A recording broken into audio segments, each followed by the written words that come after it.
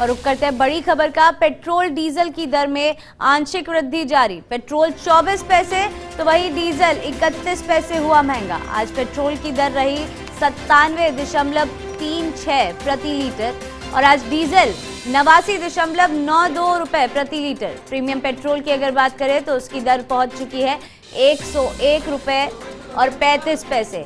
तो देखिए लगातार 3 दिन से पेट्रोल और डीजल की जो प्राइस है, जो कीमतें हैं वो बढ़ती जा रही है 3 दिन से।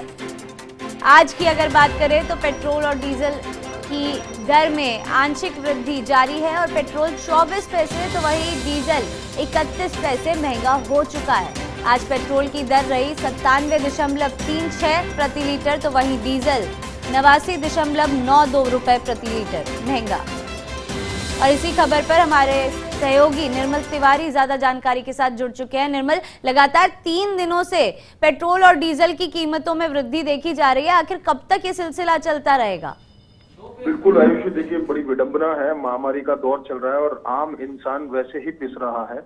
उस दौर में लगातार तेल कंपनियां अपनी जो इन्होंने एक गंदा खेल शुरू कर रखा है एक आम आदमी को निचोड़ने का। निश्चित तौर पर एक बुरा वक्त है, बुरा वक्त में राहत मिलनी चाहिए थी लेकिन आहत हो रहा है आम आदमी।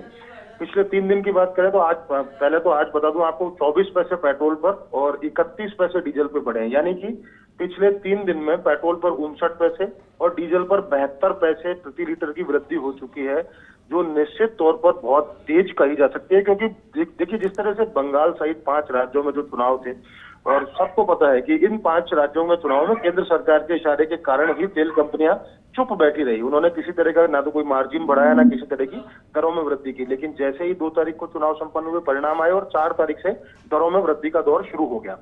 59 पैसे और 72 पैसे की वृद्धि 3 दिन में निश्चित तौर पर उल्लेखनीय है। और इस वृद्धि से जो खाद्य तेल की बात करें या खाद्य सामग्री की बात करें, अनाज की बात करें तो निश्चित तौर पर उसमें 10 रुपए से लेकर 20 रुपए प्रति किलो तक का उछाल आएगा। सब्जियां महंगी होंगी, निर्माण सामग्री महंगी होगी, तो निश्चित तौर पर आम आदमी को बड़ी कठिनाइयों का सामना करना पड़ेगा। और देखिए आयुष, बड़ी बात यह है कि अंतर्राष्ट्रीय बाजार के अंदर आज भी इंडियन पॉकेट जो है उसकी $66 प्रति बैरल उसकी कीमत है। यानी कि किसी तरह की कोई वृद्धि अंतर्राष्ट्रीय बाजार में कच्चे तेल की कीमतों में नहीं हुई है।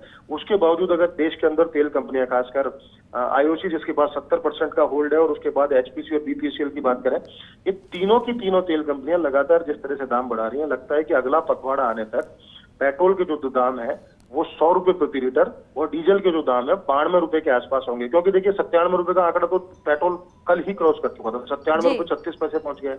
डीजल 89 रुपए 92 पैसे, यानी बिल्कुल 90 के स्तर के ऊपर पहुंच गया। तो निश्चित तौर पर अगला जो पखवाड़ा होगा वो जब इस महामारी का पीक होगा, उसी दौर में पेट्रोलियम की रेट्स का भी पीक होगा। तो निश्चित तौर पर आम आदमी के लिए जीना मुहाल हो गया है। बहुत जानलेवा साबित हो रही है ये महंगाई, ये तो लगातार वृद्धि हो रही है क्योंकि दवाओं की कालाबाजारी हो रही है, सामान स्टॉक करने लगे हैं। स्टॉकिस्ट जितने भी स्टॉकी हैं, जितने भी आड़ती हैं, उन्होंने भी सारा सामान खाद्य सामग्री की बात करें तो उसको दबाना शुरू कर दिया, उसकी कीमतें ज्यादा वसूलना शुरू कर दिया। तो निश्चित तौर पर राहत मिलनी चाहिए थी। केंद्र सरकार को जल्दी ही कुछ ना कुछ इसका उपाय करना होगा और सेंट्रल एक्साइज के अंदर उनको कहीं ना कहीं छूट देनी चाहिए। राज्य सरकार ने भी वैट तो 3 बार बढ़ाया था और 1 बार 2% कम किया था। तो राज्य सरकार को भी चाहिए कि वो आम आदमी को राहत के तौर पर अपने यहाँ वैट में कमी करे, तभी जाके कोई ना कोई राहत एक आम आदमी को पेट्रोलियम कीमतों में मिल पाए। आयुष जी बिल्कुल निर्मल, जिस तरह से आपने बताया और जिस स्पीड से दोनों की जो कीमतें हैं वो बढ़ रही है, आसमान छूने वाली है प्राइस पेट्रोल की भी और डीजल की भी। लेकिन ये बताया कि ऑलरेडी कोरोना का दौर चल रहा है, सभी सिचुएशन में फंसे हुए हैं, सभी लोग दुखी हैं। तो ऐसे में क्या आम जनता कर सकती है जिससे पेट्रोल और ये जो डीजल की कीमतें बढ़ रही है इससे जनता परेशान हो रही है, सरकार के नोटिस में आए एटलीस्ट? देखिए लगातार डीलर्स ने भी, आपको ध्यान हो आयुषी, तो पिछले दिनों राजस्थान पेट्रोलियम डीलर्स एसोसिएशन ने भी 1 दिन की हड़ताल रखी थी 10 अप्रैल को।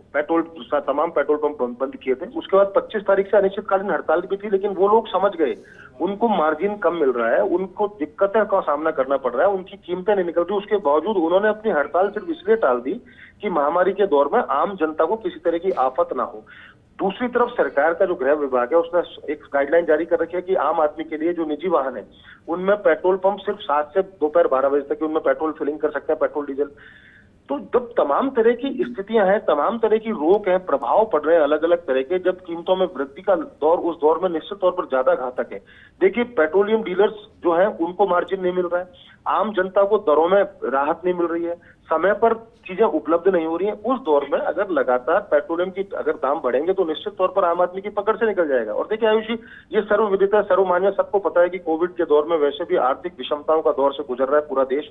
राज्य की बात करें, देश की बात करें, आम आदमी की बात करें, क्योंकि कहीं सैलरी कर्टेलमेंट है, कहीं स्टाफ को हटाया गया है, कहीं स्टाफ मैन पावर को कम किया गया, कई यूनिट्स को बंद किया गया। तो निश्चित तौर पर ऐसा दौर, जब आफत का दौर है, तो केंद्र सरकार को चाहिए कि उन्होंने जो 14% के आसपास की जो वृद्धि की थी पिछले 14 महीने के अंदर सेंट्रल एक्साइज में, उसको तुरंत प्रभाव से वापस ले।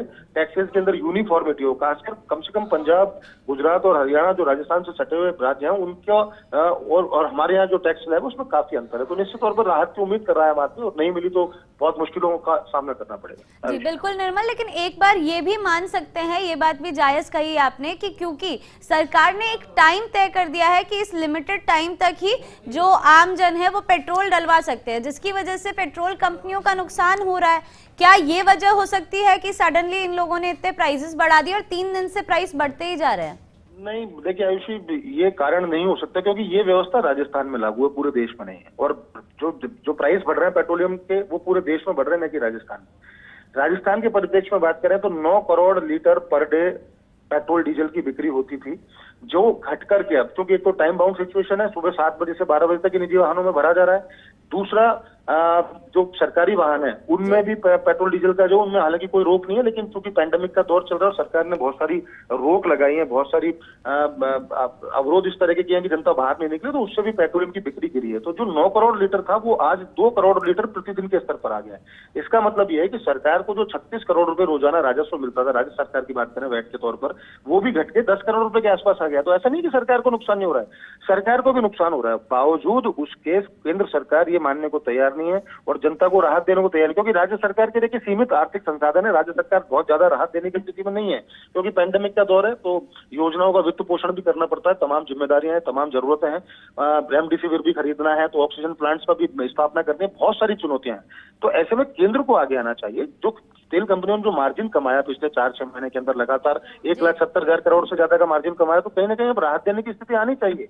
आपको कीमतें न बढ़ा करके सेंट्रल एक्साइज में तुरंत प्रभाव से सेंट्रल गवर्नमेंट को कमी करनी चाहिए, ताकि आम आदमी को राहत मिले। क्योंकि राज्यों का अगर मुंह देखने की स्थिति में है, केंद्र सरकार देखेगी राज्य कम करेंगे, राज्य देखेगा केंद्र कम करेंगे, तो निश्चित तौर पर से आम आदमी पिसेगा और महामारी के दौर में ये जो आफत की स्थिति है निश्चित तौर पर कम होने का नाम नहीं लेगी। तो इसलिए बेहतर है केंद्र सरकार एक कदम आगे आए और सेंट्रल एक्साइज के अंदर राहत दे। जी बिल्कुल निर्मल, हमारे साथ जुड़ने के लिए और इन तमाम जानकारियों के लिए आपका बहुत बहुत धन्यवाद। तो आज फिर लगातार 3 दिन से पेट्रोल और डीजल की कीमतें बढ़ती जा रही है और आम आदमी इसमें पिस रहा है। आखिर कब केंद्र सरकार आगे आएगी और राहत देगी, ये देखने की बात है।